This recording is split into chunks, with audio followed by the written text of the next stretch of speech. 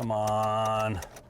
Ah, I know better than that. You know, the starter's been clicking for about a week, but eventually it would start. Now, absolutely nothing. I hope Brian's still in there because we're gonna have to go through this starting system. As a matter of fact, today on Tech Garage, we're gonna go through the complete electrical system so this doesn't happen again.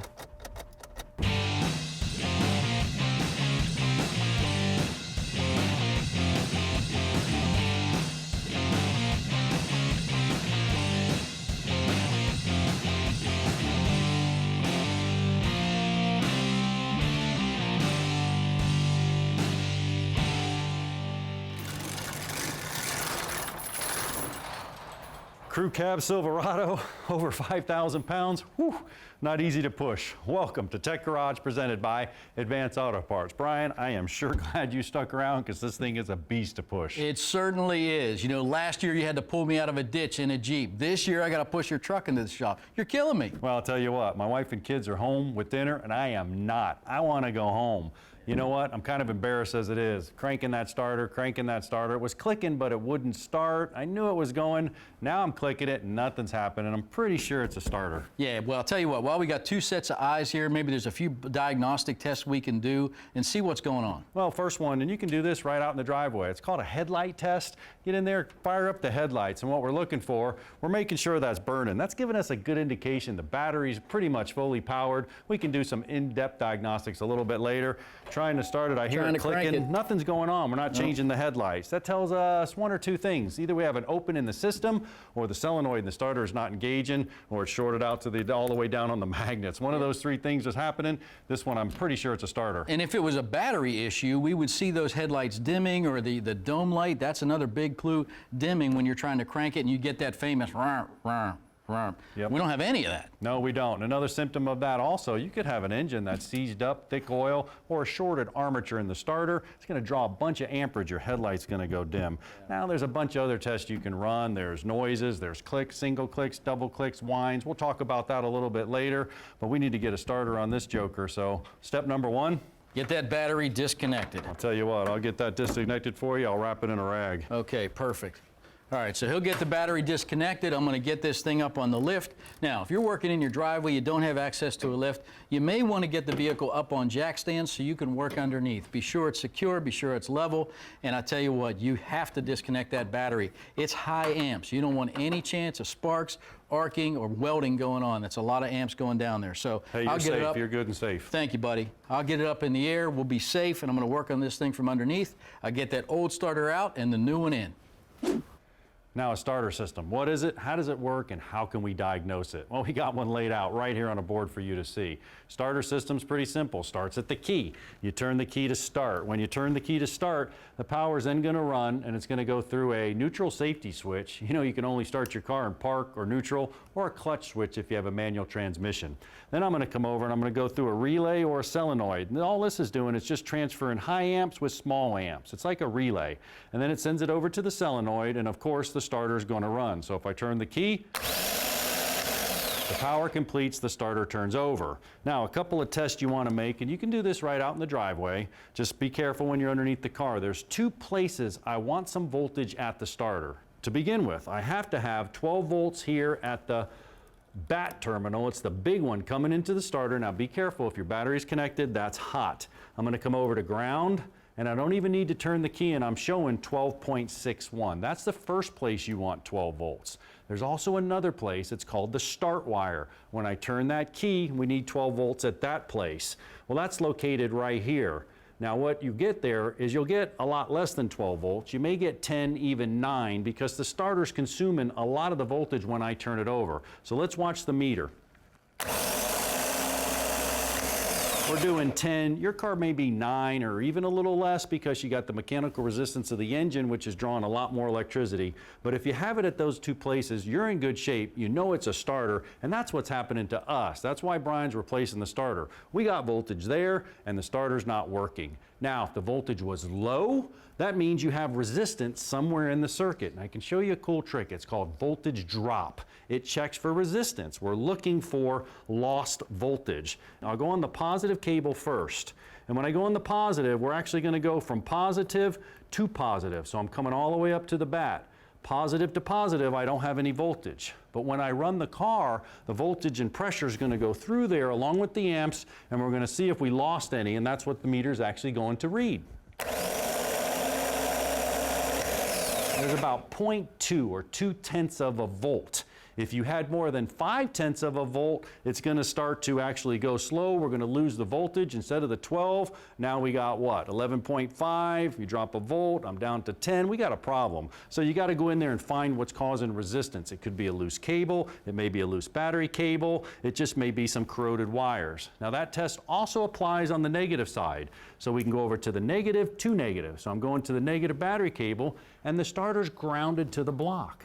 So if I just ground this lead here, once again we have nothing. But watch when we push the voltage and amperage through. 0.1, a little more than that. That's fine. More than 0.5 volt, once again, voltage drop, a problem. The starter could be loose, the negative cable, it's not getting back to the battery. That's voltage drop. Now we also have some other issues called sound or noise we talked about. The clicks, the shims, and what's going on with that. Well, it's real simple. I got a starter bolted up right here and you can see it. I can actually run it, but when I run it, listen to it. You hear that high-pitched whine? Well, that high-pitched whine means that the starter's actually too far away from the flywheel. So if it's too far away from the flywheel, you want to take a couple of these shims and you want to remove it, and that'll push it up closer to the flywheel. Now, on the other hand, if I'm turning it over and it's fine, it sounds good, and I release the key, and then you hear a high-pitched whine, woo! What that is it's actually too close, so you want to add some shims. You want to make sure that's right, because look at this flywheel right here. This one wasn't right, and what happened? It ate it to pieces. Now Brian's underway. He's working really hard. Let's check in with him and see how it's going with our starter. Well, John, we're looking pretty good. I think you're getting home tonight. We've got the old starter off. Now, quick inspection here. Look at this gear and see if there's any damage. Remember, John talked about that alignment. Doesn't appear to be any here, and we really didn't have any of those symptoms, so I think we're okay. Now, before you put in the new starter, you want to use a really important tool, your cell phone, because you want to inspect that flywheel. And many times, if you're out under the vehicle in the driveway, it's hard to see up into that window. Get your cell phone, get it up in here, get a good hold, turn your flash on, and get a good look at that flywheel. So now, I'm going to call it up and take a look, and I'll tell you what, it looks pretty good. I don't see any damage there. Again, we're not looking at the whole thing, but it's enough to give you a clue that it's okay. So, final step, before you install your new starter, you want to hold it up to the old one, compare the mounting brackets, check the number of posts on the solenoid. Everything looks good. This is a really good CarQuest starter. It's going to have a long life. It's interesting that on this big V8, this is such a small starter. Remember, John talked about the gear reduction. So this is going to do the job. I'm going to reverse engineer this, start with the low voltage wire connection right here, work it back up in, install my two mounting bolts. Of course, I'm going to torque them, and we're getting ready to get John back on the road. Well, stay with us on Tech Garage, presented by Advance Auto Parts. Tech Garage, presented by Advance Auto Parts, is being brought to you by K&N Filters. Superior airflow, superior performance. Dustless blasting. It's the future of surface preparation. Custom Auto Sound, the originator of classic car OEM fit radios since 1977. And by Advance Auto Parts. Let's get you back on the road. Welcome back to Tech Garage, presented by Advance Auto Parts. Now it's the moment of truth. Brian promised I would get home with my family and be able to eat some dinner with them. Well, I got the negative battery cable hooked up, and it's time to go ahead and give it a test run. We got Chief Tech Chase in the car to go ahead and start it up. Let's see if it works, Chase. Man, it sounds great, and I never get tired of that air-raid cold air intake when it's sucking in the air. It's a great sound. I also promised you some tests we were going to run. Electrical test. Always starts with the battery. I'm going to use this old school VAT40. Why? So you can see the voltages and what's going on. There's a couple of newer methods that you can use, but this is pretty neat because I can actually demonstrate it for you. I'm just going to put the positive cable on the positive battery and the negative cable right across the negative battery terminal. Make sure they're secure. Once they're secure, you can see the voltage right here. We're actually pushing a little more than 12 volts. That's fine. Then I'm going to come up and I'm going to hook this around the negative battery cable. When I hook it up to the negative battery cable, I got to determine the cold cranking amps of the battery. So if the cold cranking amps is 600 cold cranking amps, I'm just going to cut it in half to 300. I'm going to load test it for 15 seconds. Well, what's going on? I'm actually taking all the amps into this carbon pile, and I don't want it to drop below 9.6 volts. So let's go ahead and do it. You want to watch two gauges. This one here is going up, and this one here is dropping slowly. 4, 5, 6, 7, 8, 9. We go to 15 seconds. Make sure it doesn't drop below 9.6. This one's fine. This battery's in good shape. If it wasn't, go down and get me a new Optima, put it in there. I'm not going to have any worries. Second test I can run, I can actually run a charging system test. That's simple. I want to know if the alternator's putting out. So I can come over here, I can go around the alternator wire, and I have to make sure it's putting out amperage to get over to the battery. So I just switch it over to charging, and what I suspect to see is some major amp. It's probably going to peg the needle here at first because I just took all the amps out of the battery and he has to replenish it. If it's not moving, it's not charging. Chase, give it another crank up. And there it's pegged. Now if we wait a while, it's going to come back, but this alternator probably is capable of 120, maybe 140 amps, and it's doing its job. But once it starts charging, it'll actually start to come back. Why? Because an alternator only puts out what a battery needs. Once the battery starts to charge up, the amperage will start to fall. This one's doing pegged and it's charging well, okay? Go ahead and shut it off. Now the final test, I'm going to need a little help with. So Brian, you around there? Sure am. I'm going to have to disconnect a couple fuses over there, Brian, so the car doesn't start, so we can check the starter draw. Well, a couple things you can do here. You can follow inside the fuse panel. You can find the fuel pump relay, or in this case, we can find the A side and B side, left and right bank fuel injector power. That way we can disable the power. We're not going to be shooting any fuel down in while we do the cranking test, and the vehicle won't run. So, looks like those are 24, 26. John, you should be good to go. Good. Now I'm just going to take the probe. I'm going to hang it around the actual wire going to the starter so I can see the amps that are going to the starter. This time we're going to watch the red scale right here. I got it on starting. It's disabled. I'll have Chase go ahead and crank it for about 4 or 5 seconds. Chase, let's see what that starter's drawing. Wow. Perfect. All right, so it hit about 200 amps and then it come back to about 100, 150. Absolutely perfect. Brian, if that thing was drawing 400 or 500 amps, yeah, not good. Not Mechanical good. resistance, we got a problem. Be careful, diesels can draw up to 600 amps. You got a better way to do it. I love all the fancy gauges, even though they're old school, but if you're in a little bit of a hurry and you want accuracy in this test, you can go to any Advance Auto Parts store. They'll throw out the EXP 1200 from Midtronics, which we call the ultimate truth teller, John. It tests the whole charging system path, the starter, the alternator, the battery, the energy, the cold cranking amps, and it'll print this off for you so you've got that for a reference. So that's the ultimate way to do the test if you need to, and I think we're about to get you back on the road, buddy. I'll tell you what, that's the ultimate tester. I got the ultimate surprise for you. Hey, stick around. We got a little go-go juice, nitrous oxide to put on our project, RSX Resurrection. You've been talking about autocrossing that? Oh, yeah. Don't worry, stick around. You'll be doing it in no time soon.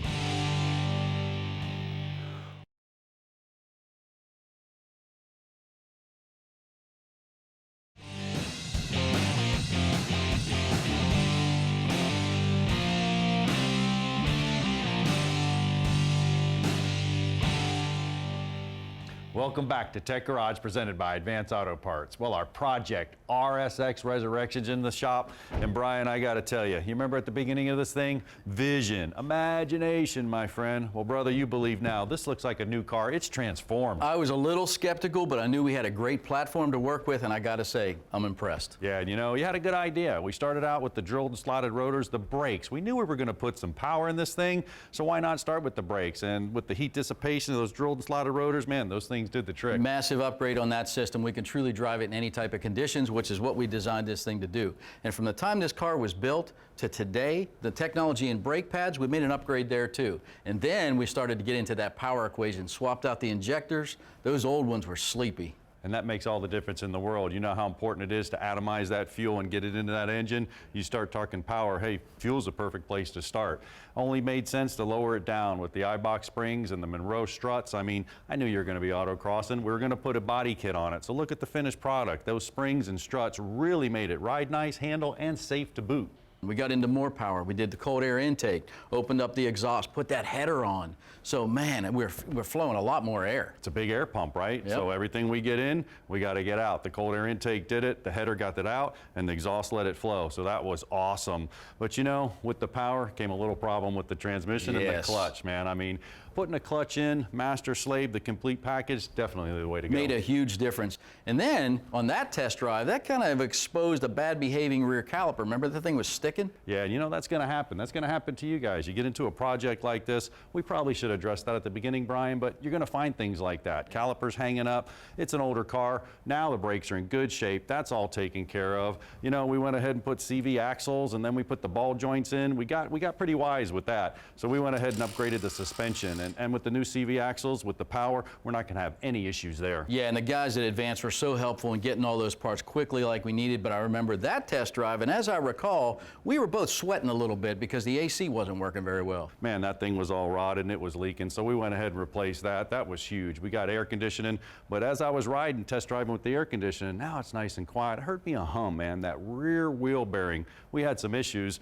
Went ahead and replaced them both. Once again, older car, we're in good shape. Geometry at all four corners. We want that, and that hub assembly couldn't have been an easier job. Got it on both sides now. I feel really good. You think it felt tight early on. Boy, does it feel good on the road now, especially when you hang it out in turns. So really happy we did that.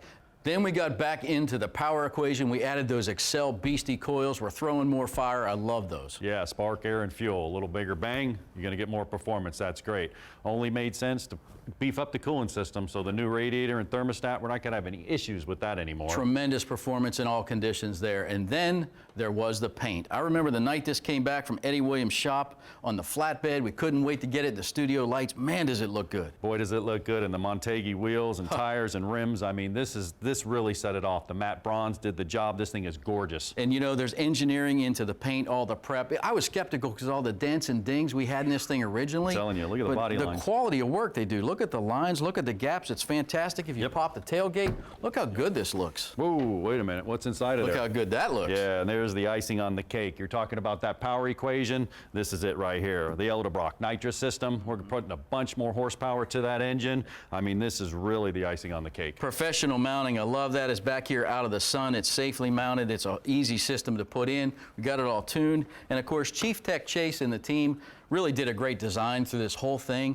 He wouldn't let us leave the shop without the jet programmer. This added so much power. We could do short tracks, big tracks, set the torque ranges wherever we wanted. This was a massive upgrade. Hey, don't get mad at me. Chase let me drive, and let me tell you, this thing will smoke the tires. It is incredible. True transformation. All right, fine. Well, I'll tell you what, I think you're headed to Bernie's. You're taking your truck to that one, pal, because I got this booked for an autocross. Yeah, we'll be right back. I'll meet you at Bernie's with more Tech Garage presented by Advance Auto Parts.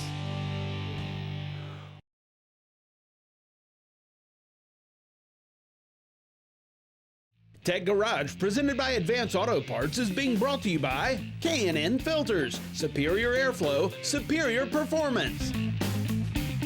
Evapo-Rust, super safe rust remover. Clamp Tight, the clamp making tool. And by Advance Auto Parts. Let's get you back on the road.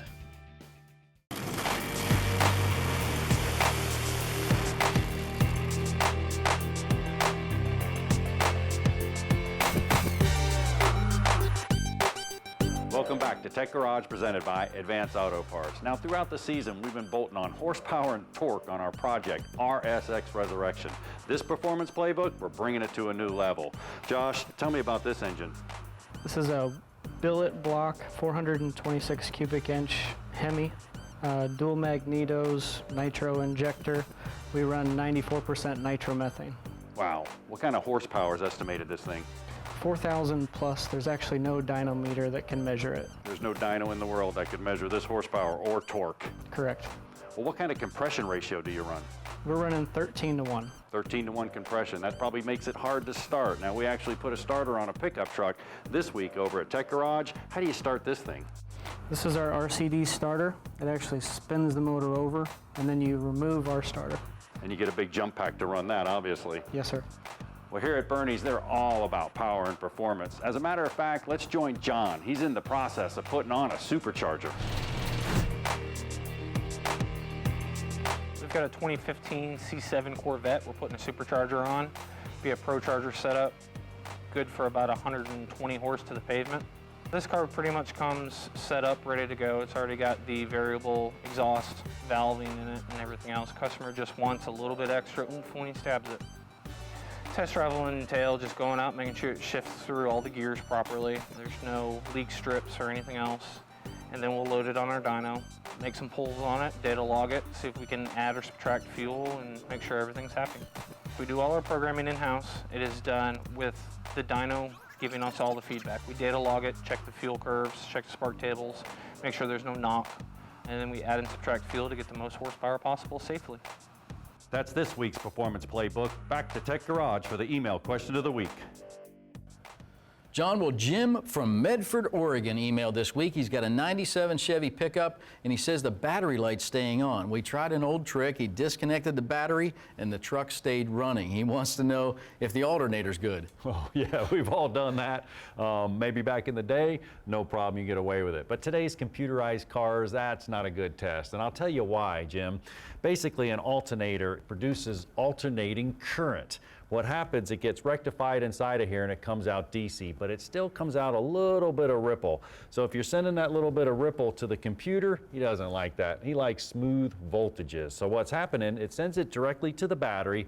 The battery is a huge capacitor, a voltage stabilizer. It's taking that AC, it's making it a nice stable voltage, and it's sending it out to the car. Computer's happy, a lot safer. Check your electrical system like we did today. Got to do that, or go down to Advanced. They'll check that whole system for you. You can see exactly what's going on. Now, what wasn't happening in your truck is the solenoid actuator. It was never actuating. We couldn't get any power down to the starter motor. So we got a little demo here to show what should happen.